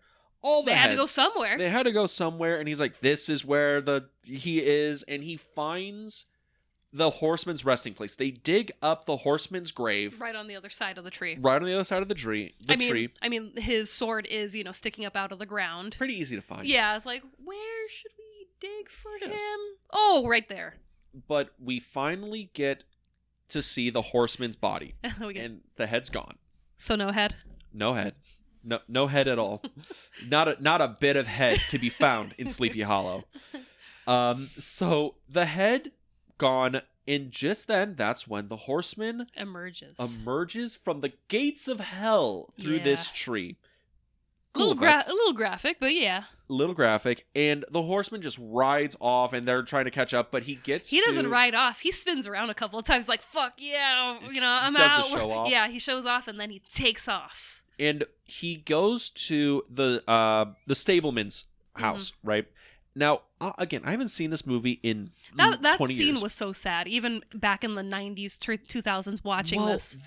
That's what I'm getting at. This is the scene that I never forgot. It's like, it is the scene that, this was the scene that like scarred me as a kid, that I'm like, oh man, hope that horseman doesn't get me. Because it's one thing, when he's attacking, the older people of the village, the adults, it's like, Because they're like, almost like the horseman shows up, kills him, and he leaves. Like, there's not a lot of build-up or tension. But this is with a child. And yes. Yeah, that was one of those scenes where I was just like, oh, this is fucked up. Yes, because the horseman comes in, and we get the fight with a stableman, as Killian, and the wife takes their son into the room and like hides him under the floorboards as like the horseman kills her husband, comes in, and she's just got her son hidden, and she's just like, I'm done. And kills the son is like crawling over. He kills his mom. Her head rolls and her eyes stare down through the floorboards at her son, and I'm like, that's so fucked up. Horseman takes the head, walks away, and then turns around and kills the kid. Yeah. And I mean, he grabs the kid. We don't see him kill him. He grabs the kid, but the cut is perfect. The art of cinema here. He pulls the kid out of the floorboard, and then we hard cut to the horseman walking out, just shoving something into his bag, and you know what happened. You know that, yeah. Yeah, I like how you're like so sad. It's a movie. It's not real. But then... You're the one almost in tears over there. It's rough. Yeah, there's a camera you can see. So, then Brom shows up. Because he hears the little boy screaming. And he shoots the horseman. Horseman falls down. The horseman gets up, and he's like, all right, back to business. I gotta go back to the tree. And we get Brom and Ichabod double teaming the horseman, like in the fight or whatever. And because Brom isn't listening to Ichabod, where he's like, he hasn't been sent to kill you. He doesn't want to kill you. He doesn't want to kill you. Just let him go. Yeah, and it's so weird that Ichabod keys in on that so well. I guess it's not that weird because it's set up when he kills the magistrate, but it is interesting that Brom just doesn't care. No, because he's like, I must protect the town. He's a tough guy. He's like, I'm gonna be the hero that saves Sleepy Hollow from the Headless Horsemen, and Ichabod's like, nah, dude, that's me. I kind of figured this out. You're just kind of getting in the way. Yeah, and I love how Brom takes the two sickles off the hay bale and just starts fucking fighting and the you've got horseman. The horseman with an axe and his sword, and it's just axe like and a sword, and then Ichabod grabs like a scythe and he's fighting him. Again, Tim Burton has gone on record. He's not an action director. He's not very good at directing action for the most part. Like, for the most part, his action sequences aren't... They're nothing like fucking Die Hard, right? We'll put it like that. But this one is epic. This one's great. This is really, really good. It's a fun fight. You can tell, like, Ray Park is going all in on it. Mm-hmm. Casper Van Dien is no slouch. Like Yeah.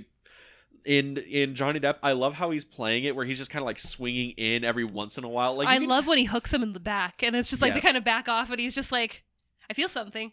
Where is it? But I'm gonna keep, swinging around. Yeah, and this is where they finally kill Brom, right? Well, I mean, we also get when they go running through the bridge. The bridge. Yeah. And they get to the other side, and they're just staring at the bridge, and you hear his The footsteps. horseman's gone. And you hear the spurs, and it's just like, oh man, did he go ghost? Can he do that? Can he, go invisible? And he just drops right behind them. And I was just like, Yep. yes! He stabs Ichabod in the chest, and then Brom and the horseman still fight on the bridge, and then he finally fucking splits Brom in half. That was another. Well, I mean, those scenes are right next to each other. The one with the little boy, and then Brom being split in half. That was one of the ones that stuck with me, where I was just like, "Holy crap!" Because it happens so fast. Yeah, it's a thing where it's like, okay, we have this high tension, scary moment, go right into this action beat. Oh, this is kind of like our hero is injured and we're kind of down, and kills the action guy. Like the guy who's the traditional square jawed hero, the Gaston of Sleepy Hollow. And this is where Casper Van Dien broke his hand? His finger. His finger. Yeah, he broke his finger during the shooting of this scene. Was it him or was it Ray Park? No, it was Casper Van Dien. He broke his finger and he didn't tell anybody about it. He just kept going with the fight. Yeah, because I know that he was pretty concerned that they could just recast him. He's like, I'm in 3 fucking scenes. If I complain about a broken finger, they'll just recast my ass. So he just popped it back. I gotta keep up with it. Just use that wincing as man, this horseman's strong. Oh, yeah. So no, my finger isn't turning purple. So good. So the horseman rides off. Ichabod passes out. Another dream sequence. Ichabod wakes up and he starts putting everything together and figures out that the horseman is being controlled by somebody. Yeah. And he kind of figures out that, okay, this is all connected to the will that we saw signed in the beginning of the movie that has never been brought up to this point. Yes. And he's like, it has to do with Van Garrett. And which is who I am assuming Landau played at the beginning, who died. Because he's never really mentioned. Yeah. Because everyone is headless and it's hard to tell who's who when they're dead. So he goes to the notary, to Michael Goff, and this is great because Michael Goff was retired at this point. He came out of retirement for this. Came out of retirement to do this, and he has the one wide glass eye, the fucking weird mullet going on. And he's seen some shit. He's seen some shit, and he's kind of cowering. He's like, oh, no, please don't do this to me. It's great. He's just fucking hamming it up. It's so much fun. And Ichabod's doing the whole no, you did this and you did this and I unraveled the case. And he figures out that everything revolves around the Van Garrett's will. And it has to have something to do with the Van Tassels trying to get the Van Garrett fortune.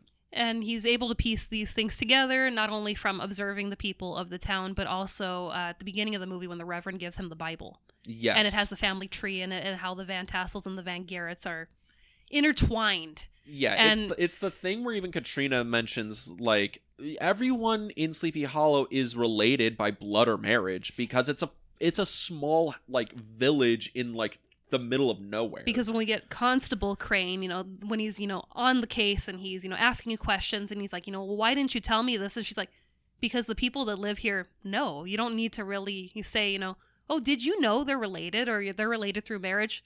It's just a common thing there. It's a small town. Yeah. Everyone knows each other. Ichabod, you're kind of just late to the game. Exactly. It's the thing where it always feels like Ichabod has just enough information to not be dumb. But he doesn't have enough information to solve everything. And I think that's a really good line to be on. He knows enough to keep going, but he is aware that everyone else knows more than him. Yeah. And it's every time he learns more, he only learns that everyone else still knows even more than he realizes. And that kind of shows up when because it's like right after this, he stumbles onto Lady Van Tassel getting railed in the woods. And she like stabs herself in the hand and smears it on the guy. And I'm like, that was another scene where I was like, yeah, that's gonna stick with me. And that wasn't pleasant to watch. Again, this movie's horny and really weird. Yeah. And well, Ichabod's distracted by this. That's when Katrina steals the will, right, and like burns it because she's convinced that Ichabod is gonna accuse her father, Van Tassel, of setting all this up and bringing the horsemen around to kill everybody, right? To claim the fortune. And she's burning the will because she's like, I know my father wouldn't do this. She's protecting him. She's protecting him. She's like, like he isn't the one to do this. Like it's impossible. Find a new person. And this is when they call the big meeting at the church because they're just going to lay everything out and they're going to figure it out, right? And that's when the horseman attacks. The horseman chases Van Tassel away from Lady Van Tassel. Yes. Van Tassel assumes his wife has been murdered by the horseman. He picks up his daughter. They're in the church. Everyone's in the church. Everyone's freaking out. Emperor Palpatine is like, "Oh, I can't hide this any longer. I must tell you what it is." And He's then like, do it. And then Jeffrey Jones takes a cross and kills Palpatine much easier than Vader did. And I mean, like Lord Vader, it took you how many movies to finally, do something to Palpatine? Yes, and that's when Dumbledore kills Lydia's dad. Yes. And that's when we figure out, like, oh, he's the priest was the one who was stooping Lady Van Tassel. Okay, we got it. Cool. And we see Katrina's like doing something on the ground, like while the horseman's outside, because the horseman can't enter the church. It's hologram. No, it's holograms, and that goes back to the original story where he can't, and enter the hologrounds of a church and all that stuff. And it's like, the whole thing with the bridge and, get back to the church because you'll be safe there. So it's like, oh, okay, that's cool that they, were able to tie that in and then have visual representation where he throws the axe. And it dissolves. It just completely dissolves. And they're like, okay, you're safe. You should be fine in the church. They were wrong. They were not. They were wrong. Because the horseman grabbed something from the picket fence. Yeah, he's like, oh, someone just left this, pile of rope here. Oh, and I'll use this post. And he fucking harpoons Dumbledore, drags him out the fucking window, and then beheads him. And it's like, beheads him in the fucking fence. It's hardcore. It's fucking wild. The horseman's like, I was given an order. Baltus Van Tassel. It's no, I just harpooned the guy. I got to take the head too. And that's when Ichabod puts it all together because Katrina then faints. Yes. Because her father is dead or whatever, and he sees the witches. The evil circle. eye that Mazbeth claims is evil because they saw that a few scenes before. It was underneath Ichabod's bed. Yeah. And it's just someone's casting evil spells on you, and then it's like, oh no, it's Katrina. Was she really one of the bad guys too? Yeah. So I think Ichabod pulls together the mystery like this. Van Tassel killed Van Garrett to claim the fortune. And then the reason everyone was dying, Lady Winship, who was the woman that was pregnant or whatever, all these other people, was that she was pregnant with Van Garrett's kid. And he had to kill everyone who knew that she was pregnant and anyone who could prove that Van Garrett signed a will to leave it to somebody else, right? So he had to kill everyone who knew about the will, everyone who would inherit anything to the will, so it would come back to Van Tassel, who would be his last living relative. And then Ichabod thinks that Katrina summoned the horsemen to basically right the evil that her father had wrought. And the reason she burned the will was to, one, cover herself up, but also, like, let me finish what I started. Yeah. That's what Ichabod thinks happened, right? And he's like, all right, I'm packing my bags and I'm leaving in the morning. Yes. Because he will not turn in Katrina. Because he's like, she killed all these evil people and she didn't do anything wrong and all this other stuff. So he's riding out. We completely glossed over, one of the best lines in this movie when it's when it's Ichabod and Katrina, and I think he's recovering from being stabbed. And he tells her, he goes, I think you have a little bit of witch in you. And she goes, really? He goes, yeah, because you bewitched me. And I was just like, oh, spit I'm like, fucking game. You know, in the 1700s, that's slayed. Oh God, it's 1700s. That's some fucking game right there. That man was slaying some 17th century poon with that. So, a little too soon after, her dad was just harpooned. A little bit. A So, Ichabod's riding away, and then he's like looking through one of the books that Katrina gave him, which is like a spell book or whatever. Yeah, it's like spells and charms. It was her mother's book, and then it was passed on to her. Yeah, which is weird, like for that time. Yeah, yeah, because like witch trials and burning people or whatever. But it is a thing where it is in like a weird thing for her to have, but I guess it is a thing where like witchcraft or like the Wiccan or the whatever was a thing that people legitimately followed in that time frame. But it's just weird that it's there. But he's looking through it, on the drive or the carriage ride, and sees that the charm she made, the little like evil eye, was a protection symbol. So it wasn't to summon the horseman. So that makes him realize that, wait a minute, she does love me. She does love me, but also she wasn't controlling the horseman, because that evil eye wasn't to draw him in, it was to keep him away. And I just burned all my cool sketches of Katrina. Yes, I drew her like a French girl. And that is when Katrina sees that Lady Von Tassel is alive. Stepmama, you're still here? Her stepmama, who the movie's supposed to be like, oh, the horseman killed her. Off screen. Of course, the horseman didn't fucking kill her. And Katrina faints, and it's revealed that Lady Van Tassel's behind the whole thing. She has a whole villain speech in the windmill and all this other stuff. We get Frankenstein in this movie. It's awesome. Who is this actress? I have it right here. It is Miranda Richardson. Okay. But I know her as Madame Giry from Phantom of the Opera. I know her as Queen Elizabeth from Blackadder. So she is the only person in this movie that has been given the right to go camp. Because when she does the villain speech and explains her plan and is like, yes, so we're a Hammer horror film where we're just going to explain the plot in a cool villain speech. And she's having so much fun. She's chewing the scenery. She is so chewing the scenery, and it's great. And she's like, yes, well, I was the twin girl in the flashback sequence. You remember that flashback where I snapped that twig? That was me. That was me. And my twin sister is the witch in the woods, who I also played in this movie that you couldn't tell because I'm in a veil the whole time.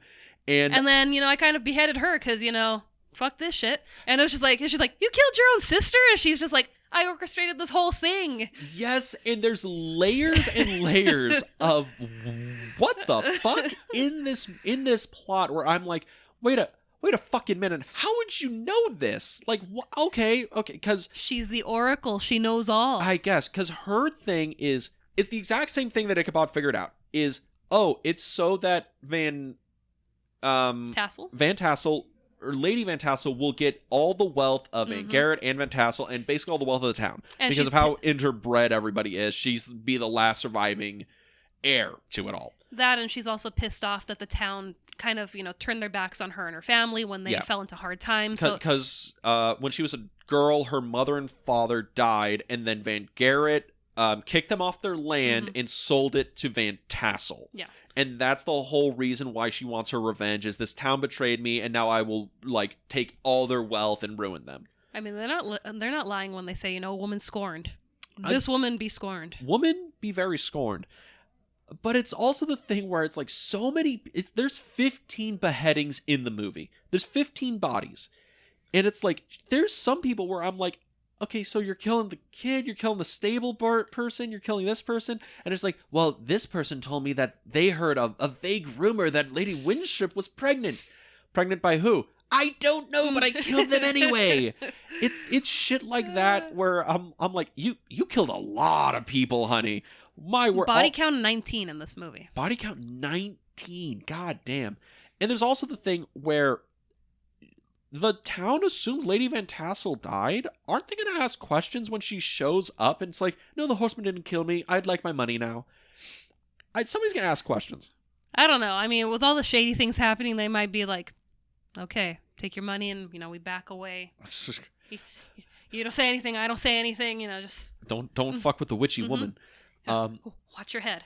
Yes. Well, funny you should say that. Yeah. That's when we have Ichabod, Katrina, and Mazbeth. They're facing off against Lady Van Tassel, and the horseman shows up at the windmill, and we get the because whole she has chase. Summoned the horseman one final time to take out Katrina. Yes, because this all ends up with she is not the last heir to the entire fortune, because Van Tassel's will leaves it all to his daughter Katrina, and her stepmom doesn't get anything. No. So she has to kill Katrina, and then she will finally get all the wealth of Sleepy Hollow. So she summons the horseman to kill Katrina. Why she doesn't do it herself, I don't know. And we get into this big chase at the windmill. The windmill catches fire. The windmill explodes. Yeah. And like I said, we get Frankenstein. We get chase through the woods on the carriage. And Sweet that chase, by the way. And that was Johnny Depp doing his own stunts for that scene. I'd imagine he kind of have to. There's not a lot of shots in there where you don't see his face. Yeah, so it was like very impressive. Yes. He stops doing that in the Pirates movies. Yeah. So, and it all leads back to the tree. Yes. The final showdown at the Tree of Death, where Lady Van Tassel is there. She and Ichabod get into a fight. The horseman's about to... He spears her off of a horse. Yes, literal spears her off the horse like she's fucking Edge at WrestleMania. And Ichabod and Lady Van Tassel get into a scuffle. The horseman finally captures Katrina. He's about to kill her when Ichabod finally gets the horseman's head away from her. And you get the sweet catch from the horseman. Yes. He's like, horseman! Throws the head, and it's just like... Ichabod takes the skull of the horseman from Lady Van Tassel, she's been using this to control the horseman, gives it to the horseman. Horseman puts it on. We get the most CG effect in the movie. It's the closest to not holding up. Yeah, but I mean, of the time, it was pretty impressive. Oh no, it still looks pretty good. I'm not saying it looks awful. It's the closest to not holding up. Yeah. It's still a pretty good effect. I probably just wouldn't want to watch this in 4K, but on this fucking standard DVD I watched, it looked pretty good. Yeah. And finally, the horseman has his head back, and we have Christopher Walken showing up for his second scene. He's of returned. The film. He has returned. And Lady Van Tassel's like, oh shit, oh fuck. And because she's just been knocked out on the ground. She's been knocked out, and the horseman... Because young Mazbeth, got that piece of wood and knocked her ass out too. Exactly. It took a spear and a blow to the head to get her down. Just like WrestleMania. I know. They hit her with the chair. They hit her with the chair shot, and the Headless Horseman picks up Lady Van Tassel, and it's like, hey, baby, you want to come with me to hell? And he lays one on her. A big, toothy kiss. Bloody kiss. Toothy, bloody kiss, and she is so not into it. # problematic. # cancel Sleepy Hollow. And never cancel Sleepy Hollow. But did Lady Van Tassel deserve that? Fuck yeah. Have fun in hell, lady. I love how Christopher Walken is playing this, where he's looking at her, and it's not like, oh, yes, you will be my concubine in hell. It's like, hey, I saw you across the bar there. You want to, I don't know, get out of here, maybe get a coffee somewhere? In hell? In hell. Christopher Walken is playing it like he's trying to woo a woman in a New York subway. And Lady Van Tassel, it's not Sarah, it's something. I had it too. I know. I'm so sorry. She's wonderful in this movie. She is. She's a really good actress. Miranda Richardson. Miranda Richardson is playing as like, no, I'm going to be eaten by a dragon. And it's like, lady, you killed how many people? 19 people. We did the math. It's like, my God. And I feel like there's more. There was probably, over the years, she was just probably. Like, I remember you from that one time I was crossing the street, dead. She just starts killing people with a horseman out of fucking just pettiness. She's like, that bitch over there, she took the fucking last loaf of bread at the market. You know what? Fuck her. Fuck her and her whole family. Horseman, take care of it. So the horseman takes her and rides into the bowels of hell, and she is into the tree and dead. That's it. She's gone. Fucking Ichabod, Katrina, and Mazbeth have won the day, and they leave Sleepy Hollow and end up in the winter of New York City, Mhm. prepared to enter a new century of the 1800s. And show Katrina and young Mazbeth, what it's like to live in the big city. What it's like to live in the big city in New York, and that is the end of Sleepy Hollow. And we get an homage to Beetlejuice with Katrina's dress. Yes, we do. Yes, we do. So good. We have a lot of them. Tim Burton's very open to referencing and homaging his previous films. I mean, like fucking 90% of this cast are people that were in his films or show up later 100%. into these films. But yeah, that is the story or the legend of Sleepy Hollow. Did you find it legendary? Oh yeah, I fucking dug the shit out of this movie. I have not seen it in so long, and When was the first time you saw this? Because I think we should have talked about this at the very beginning of the episode, but I think we had so much to talk about. We kind of barreled into this one. I had to have been maybe 6 or 7. Okay. In like 2000, 2001, actually, something like that. Because again, my sister was big into Johnny Depp early, because she was big into musicals. So she saw him in Crybaby, and she was like, "Oh, well, this guy's awesome." And then my sister was like an early adopter of Johnny Depp is a great actor. Mm-hmm. And she saw all these movies. She saw Sleepy Hollow when it came out. Got it on fucking VHS. Yeah. We watched it all the time when I was little. And I was like, this movie's cool and awesome. I think this was the movie that got me into Universal Monsters. I think this was the one, because I remember watching this and like The Mummy and some other stuff. And then my aunt was like, hey, I'm getting rid of this DVD collection. Here's all my Universal Monster DVDs. It was the old set that came with like the little bus or whatever. And you still have the bus. I still have the bus. They're on my shelf. And I still have the DVD set. Yeah. It's a fucking cool DVD set because they're all like books or whatever. Yeah. And each one has like all the Universal movies that came out with it. It's really cool. If anyone can find it out on like eBay or whatever, like I pick it up if you're into Universal Monsters. They're really cool. But I got that. And I think this is the movie that kind of like, oh, I really like these spooky horror movies. Not like, I guess like the scary horror movie because I was like so young. But it was like, oh, I like spooky atmosphere horror movies, like The Wolfman or Creature from the Black Lagoon, Frankenstein, Dracula, whatever. Yeah. And this is kind of like the gateway drug into that.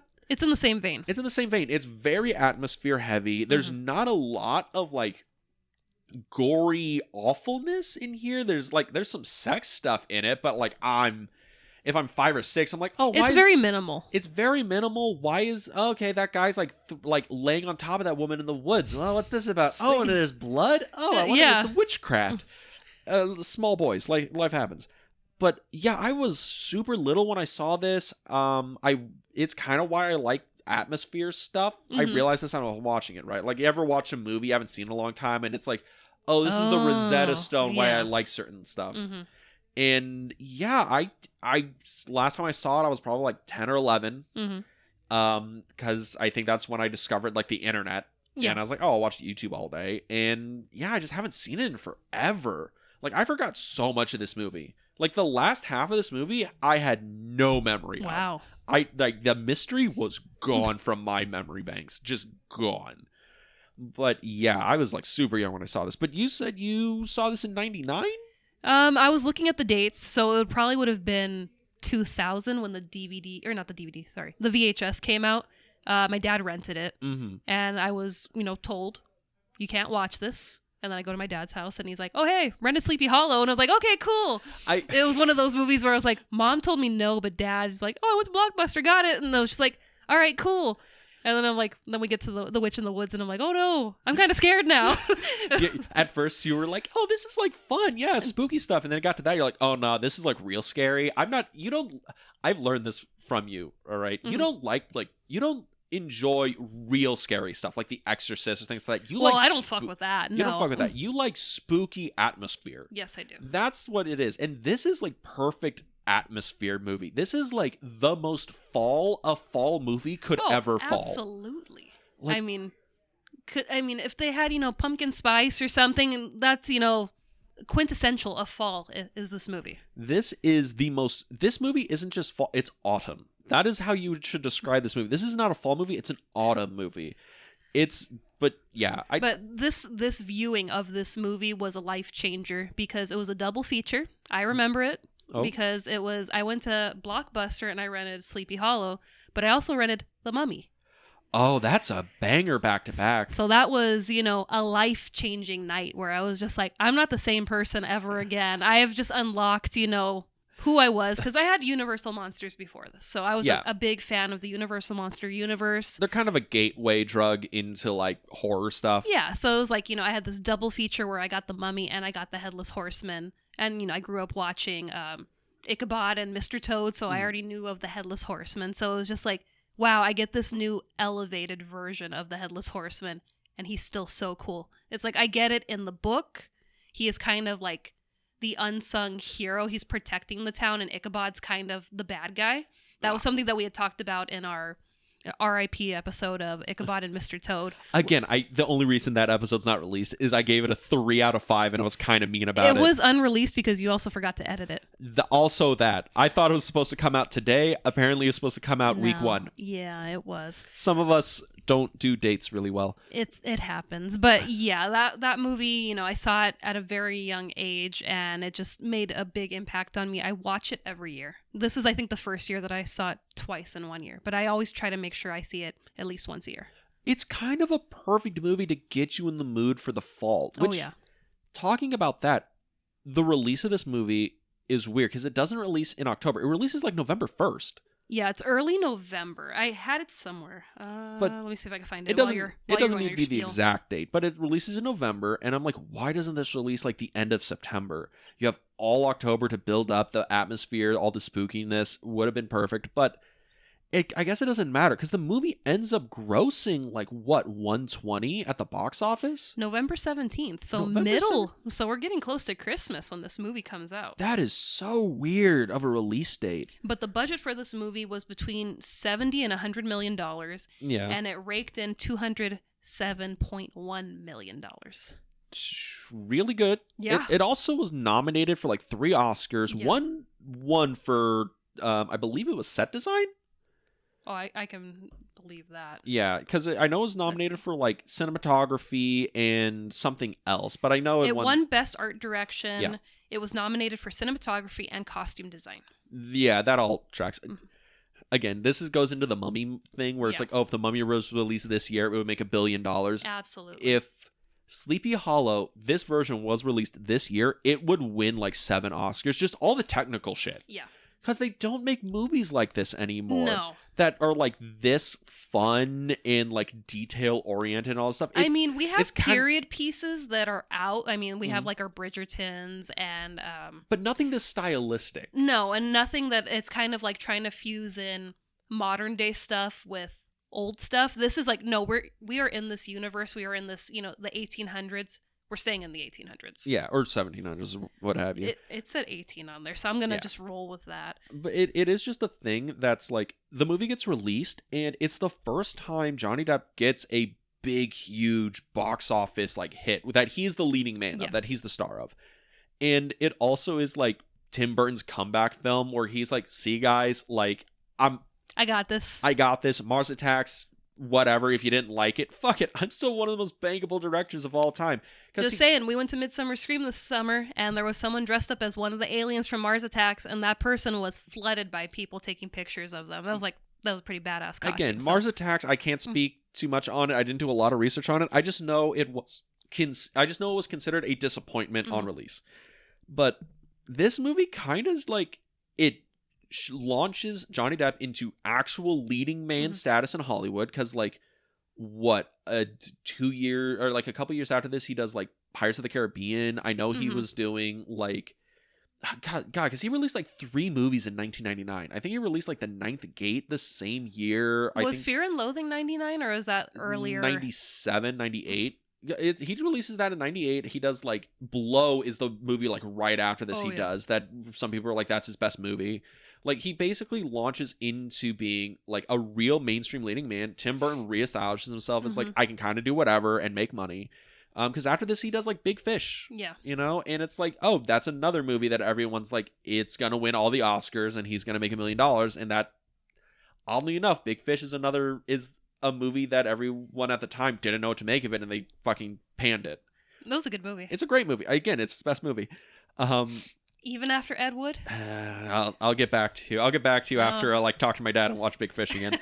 But it's a thing where the movie's great. Yeah. It gets released. It does gangbusters, and it kind of is weird that it's not talked about more now, right? Because I mean, the movie's been around. This November, or in a couple of weeks from now, it'll be celebrating its 25th anniversary. Yeah. So it's like this movie has been around for such a long time. It is so... I know we keep using atmospheric a lot because I wanted to say stylistic, but no, it's atmospheric. It has has atmosphere. It has style. It has an aesthetic. It's the movie that Tim Burton figured out his aesthetic for. Yeah, and people that were on set, I'm not sure who it was when I was reading their interview, they had said if you had cut open Tim Burton's brain, this would be the interior of his brain, this Sleepy Hollow set. And it's like, yeah, you feel like, he's just bleeding out on the page. This is me. I'm giving all of me to this movie. Which is so weird because, like, he doesn't write the first draft of the script. He kind of, he does some, like, touch-ups with it, with, like, his writers or whatever. And, I mean, even beyond that, it's still part of, like, this weird trend of, like, the 90s, like, prestige, like, costume drama horror movies. Which, that's the subject of the episode, that horror trend, right? Because Coppola, he produces Dracula and Frankenstein in this movie. Yeah. He's an executive producer on this film. And Tim Burton's like, I had no idea he was a part of this until I fucking watched the final cut. No, until they were editing. Until they were editing when they had to get the credits put in. Yeah. And I'm like, how is that a thing? But I guess that feeds into the whole, like, this is part of a very specific trend of horror films that just don't really exist anymore. Well, I guess they are coming back with, like, that whole Dark Universe stuff, where it's like we got the Invisible Man, we got Dracula Untold. I think we're getting the Wolf. We got the Wolfman. We're supposed to get the Frankenstein movie soon. Yeah, I know Guillermo del Toro just finished his Frankenstein movie, but I think there's another one with Christian Bale and Maggie Gyllenhaal. Oh, motherfucker! Okay. Yeah, it is Christian Bale. So it's like we're getting all these Universal monsters. Hopefully they're good, like the Invisible Man. That was amazing. Yeah. But yeah, we'll see where this universe goes. It's just kind of an interesting thing where it's like this trend of horror in the 90s is the one I miss the most. Because, like, we talked about, like, the slashers, the Scream slashers of, like, I Know What You Did Last Summer. And that one is, like, the Scream slasher stuff can only really exist for me in that postmodern, like, meta 90s. I can't fucking deal with that shit now. Like, well, I mean, because now it's just, you're blatantly cutting off Scream, or you're copying Scream. Or you're going so meta, it becomes, like, self-parody. It's like when you start talking about, like, the later Scream movies where they're very self-referential and they're very almost, like, openly, like, wink and nudging to the audience. And I'm like, guys, can you just take your own story, like, straight? Like, I get it, all the references, all the stuff. I know people love the Easter eggs, but it's like, can we just head forward and just, like tell a good constructive story without all the Easter eggs? And then there's, like, the slasher revival stuff, H2O, which that episode, I do apologize. I was so exhausted, but it ended up being a fun episode. But it's the thing with H2O, I don't know if I want to go back and see, more Halloween movies or Freddy movies or Jason movies, because I'm like, we have 10 of each of those franchises and they're all fun. Like, you're never going to recast Freddy with another Robert Englund. That's just not going to happen. No. The Friday movies are all great because they are so steeped in the culture of the 1980s. And I don't see, like, you guys got lucky with the remake. I'm sorry. And then the Halloween movies, like, fucking only half of those movies are good. And when we got the new ones, like, only the first one was good. The first one was good. The other two fucking blew chunks. Yeah. Like, you can't maintain those slasher revivals for very long. And then Blair Witch Project, which we don't really know how that's going because we record these wildly out of order. But we do. We'll see how that goes. We'll see how it goes. I'm still gonna, cast my vote that this was my favorite of the month. As will I. But it's the thing with, like, horror trends, I really wish we would go back to something like this. I think it's why I like Robert Eggers movies so much, who does like The Lighthouse, The Witch, the Northman. He's coming out with Nosferatu this year. Yes, and this Christmas. Everyone out there, go see Nosferatu, releasing Christmas Day of 2024. It is 2024. This Christmas, go support Robert Eggers. That man makes nothing but bangers. Please go make opening weekend of that movie a smash hit. I want that man to make infinitely more films. But yeah, I really like this kind of horror movie. I like this classic stand-up costume drama. Good. It's fun. This one's a little wackier than the other ones, but I really dig it. But yeah. Your thoughts on the trends in the 90s horror? It's been a lot of fun. It's been a lot of fun. It's been a lot of fun to go back to the 90s. It has been. But that is the end of the trends of the 1990s horror. Which means Halloween's almost over. No. But what are we doing next month? Next month, new theme. Well, not really new theme. We're going back to our November series where we have guests on the podcast pick movies we've never seen before. Yes, we are going to review movies we have never seen before, going in basically blind, no nostalgia goggles, just pure cinema. Yes.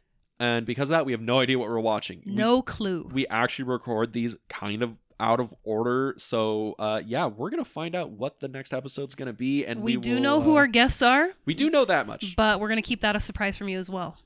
But if you wanted to find out or actually listen to those episodes, where can they go? If you want to listen to us on a different platform than you currently are, you can find us on Apple Podcasts, Spotify, Google Podcasts, and YouTube. You can go to our YouTube channel, The Film Vault. That is The Film Vault on YouTube because the film club was taken. Yeah. And you can go there, watch the video versions of this podcast, like this episode, or two of our previous ones. Two of our previous. Yeah. There won't be one for November, but we will be back for December. Yes, and you can like, comment, subscribe there. You can also listen or watch the slideshow versions of these podcasts in the huge back catalog we have. There's over 200. There's over 200 episodes there.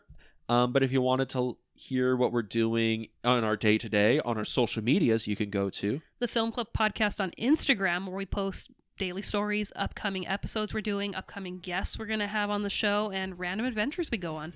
And with that, happy Halloween. Have a good week, everybody.